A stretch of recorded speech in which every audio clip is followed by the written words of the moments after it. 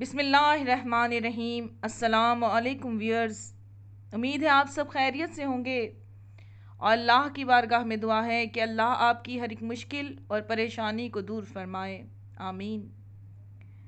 आज मैं आपको एक ऐसी इबादत के बारे में बताऊंगी, ऐसी तस्बीह के बारे में बताऊंगी कि जिसका सवाब इंसान को मरने के बाद भी मिलता रहता है।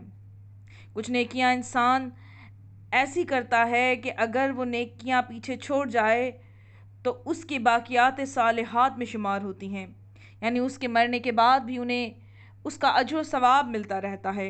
उनमें एक नेकी नेक औलाद है, दूसरा कोई शख्स मुसाफिरों के पानी पीने के लिए कुआं खुदवाता है या पुल बनाता है या रास्ता बनाता है या कोई इल्मी इदारा कायम करता है, तो ये इसकी बाकी रहने वाली नेकियों में शुमार होते हैं। और उनमें बाकी रहने वाली नेकियों में एक तस्बीह अरबा है, यानी सुभान अल्लाहि वल्हम्दुलिल्लाहि वला इलाहा इल्लल्लाहु वल्लाहु अकबर।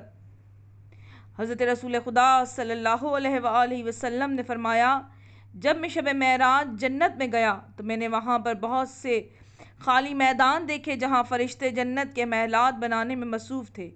और अजीब बात यह थी कि बाज़ औक़ात वो काम करते करते रुक जाते थे। मैंने उनसे रुकने की वजह पूछी तो उन्होंने कहा कि जिन अहले ईमान के हम महल तामीर कर रहे हैं उनकी तरफ से महल का मवाद आना बंद हो जाता है तो हम रुक जाते हैं, और जब उसकी तरफ से महल का मवाद आ जाता है तो हम काम शुरू कर देते हैं। जन्नत के महलात की ईंटें सोने और चांदी की थी। मैंने कहा कि महल का मवाद क्या है जिसे मोमिन रवाना करता है? फरिश्तों ने कहा कि जब कोई मोमिन दुनिया में सुभान अल्लाहि वल्हम्दुलिल्लाहि वला इलाहा इल्लल्लाहु वल्लाहु अकबर कहता है तो हम महल बनाने लग जाते हैं, और जब वो ये कहना छोड़ देता है तो हम महल बनाना छोड़ देते हैं। उम्मीद है आपको ये वीडियो पसंद आई होगी। अगर वीडियो पसंद आए तो इसे लाइक और शेयर कीजिएगा, मेरे चैनल को सब्सक्राइब कर दीजिएगा।